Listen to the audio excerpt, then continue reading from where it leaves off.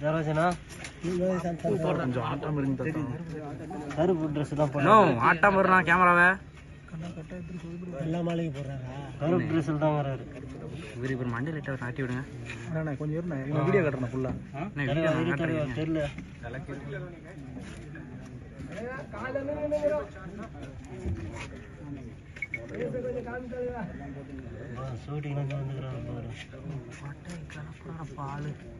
மாலை அணிவித்து அஞ்சலி செலுத்துகிறார். கருப்பு சட்டை அணிந்து டிக்கெட் போட்டுங்க, பிரேக்கிங் போட்டு.